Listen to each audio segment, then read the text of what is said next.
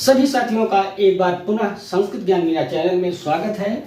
आज हम आपके लिए लेकर आए हैं अनुनासिक संधि। यहाँ पर आप देख रहे होंगे अनुनासिक संधि का सूत्र आप लोगों के सामने है।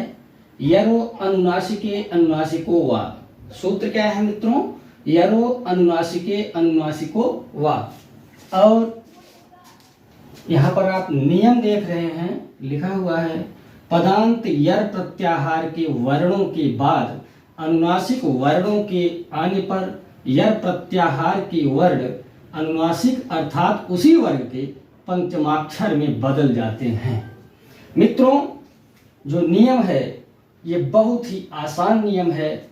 ये नियम ये कह रहा है कि यर प्रत्याहार के वर्णों के बाद यदि अनुनासिक वर्ण आते हैं तो यर प्रत्याहार के जो वर्ण हैं वो उसी वर्ग के, जिस वर्ग के हैं उसी वर्ग के पंचमाक्षर में यानी पांचवें अक्षर में तब्दील हो जाते हैं, बदल जाते हैं। मित्रों, यहाँ पर शॉर्ट नियम, जैसा कि आप लोग प्रत्येक वीडियो में देख रहे हैं, मैं शॉर्ट नियम भी लेकर आता हूँ आप लोगों के लिए।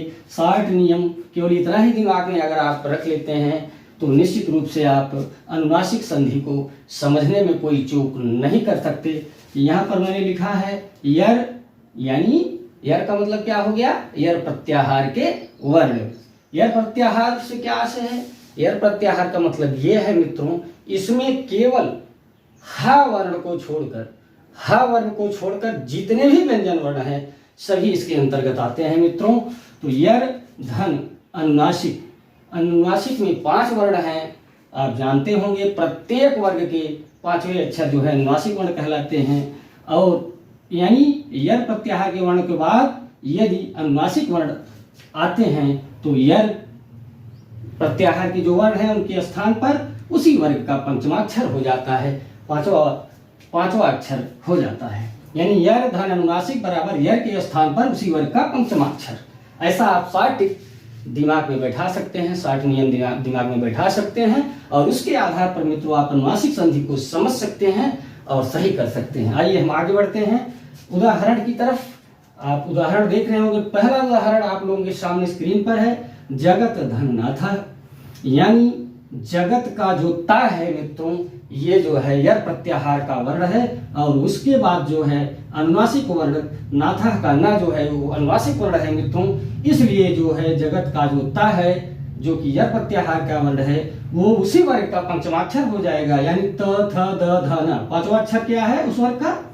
न। तो जगन धन नाथ, और इस तरह से इनको जोड़ेंगे, एक में मिला देंगे तो मित्रों शब्द बनेगा जगन्नाथ। इसी तरह से आप देख रहे हैं सद धन मति। यहाँ पर जो सद का द है मित्रों, ये जो है यर प्रत्याहार का वर्ण है और उसके बाद अनुनासिक वर्ण आ रहा है म, मति का म। इसलिए जो सद का जो द है मित्रों, ये जिस वर्ग का है उसी वर्ग का पंचमाक्षर हो जाएगा, यानी न हो जाएगा। त थ द ध न, इस वर्ग का पंचमाक्षर क्या है? न। तो सन धनमति और मिलाएंगे तो सन्मति बन जाएगा। इसी तरह से यहाँ पर आप देख रहे हैं एतद धन मुरारी है। एतद का जो द है मित्रों, ये यर प्रत्याहार का वर्ण है और उसके बाद जो है उसके पर में जो है मुरारी का म आ रहा है जो कि अनुनासिक वर्ण है। इसलिए एतद का जो द है वह अपना रूप बदल देगा, वो पंचमाक्षर हो जाएगा उसी वर्ग का, यानी तो थ द ध न हो जाएगा। तो न हो जाएगा तो द जो है ना में परिवर्तित हो जाएगा, तो एतन धन मुरारी और फिर इसको मिलाएंगे तो हो जाएगा एतन मुरारी। अब हम इधर चलते हैं अगले उदाहरण की तरफ। यहाँ पर चूंकि आप समझ चुके हैं इसलिए मैं सीधे यहाँ पर लिखा हूँ तत् धन मित्रम। मित्रों, तत् का जो ता है वो क्या है? यर प्रत्याहार का वर्ण है और उसके बाद मित्रम का जो म है अनुनासिक वर्ण जो है आ रहा है। इसलिए तत् का जो त है वो जो है उसी वर्ग का पंचमाक्षर हो जाएगा, यानी न हो जाएगा। ये जो हलंत वाला ता है ये क्या हो जाएगा? न हो जाएगा। और इस तरह से तन धन मित्रम और मिलाएंगे तो तन मित्रम बन जाएगा मित्रों। क्या बन जाएगा? तन मित्रम बन जाएगा।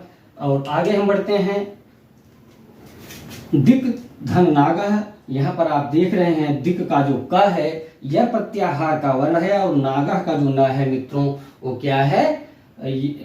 अनुनासिक वर्ण आ रहा है। इसलिए जो ये दिक का क है ये क्या हो जाएगा मित्रों? इसी वर्ग का पंचमाक्षर यानी अंगा हो जाएगा, क ख ग घ ङ। तो ना हो जाएगा तो मिलाएंगे तो दिंग नागह बन जाएगा। इसी तरह से आप यहाँ देख सकते हैं प्राक धनमुखः, प्राक का जो का है मित्रों यर प्रत्याहार का वर्ण है और उसके बाद जो है अनुनासिक वर्ण मा आ रहा है, तो का जो है जिस वर्ग का है उसी वर्ग का पंचमाक्षर हो जाएगा, यानी अंगा हो जाएगा, तो प्रांग धनमुखः हो जाएगा और मिलाएंगे तो प्रांग मुखः बन जाएगा मित्रों। क्या बन जाएगा? प्रांग मुखः। इसी तरह से अगला उदाहरण आप देखेंगे खट धनमासः, यानी खट का जो ट है मित्रों वो क्या है? यर प्रत्याहार का वर्ण है। मैंने स्टार्ट में ही बता दिया था कि यर प्रत्याहार के वर्णों में सभी व्यंजन वर्ण आते हैं, बस मात्र एक वर्ण को छोड़कर, वो कौन सा है? ह। ह को आप निकाल दीजिए मित्रों, बाकी जितने भी व्यंजन वर्ण है सभी यर प्रत्याहार के अंतर्गत परिगणित हैं। तो कुछ भी नहीं सोचना, केवल ह को दिमाग में रखना है कि ह जो है यर प्रत्याहार का वर्ण नहीं है। तो यहाँ पर खट धनमासा में टा जो है क्या है? यर प्रत्याहार का वर्ण है और उसके बाद अनुनासिक वर्ण मा आ रहा है, इसलिए मित्रों जो ट है ये जिस वर्ग का है उसी वर्ग का पंचमाक्षर हो जाएगा, यानी ट ठ ड ढ ड़ा में बदल जाएगा और इस तरह से क्या हो जाएगा? खड़ मासा बन जाएगा मित्रों। अंतिम उदाहरण की तरफ हम चलते हैं। यहाँ पर खट धन मुखा आप देख रहे हैं और खट का जो ट है मित्रों यर प्रत्याहार का वर्ण है और उसके पर में उसके बाद में जो है मा आ रहा है, मुखा का मा आ रहा है जो कि क्या है? अनुनासिक वर्ण है, इसलिए जो ट है मित्रों खट का ट है ये जो है उसी वर्ग का पंचमाक्षर हो जाएगा जिस वर्ग का यह वर्ण है। तो ट जो है ट वर्ग का अंतिम वर्ण क्या है? ट ढ ड ढ ड़ा। इस तरह से आप ऐसे समझ सकते हैं ट किस में बदल जाएगा?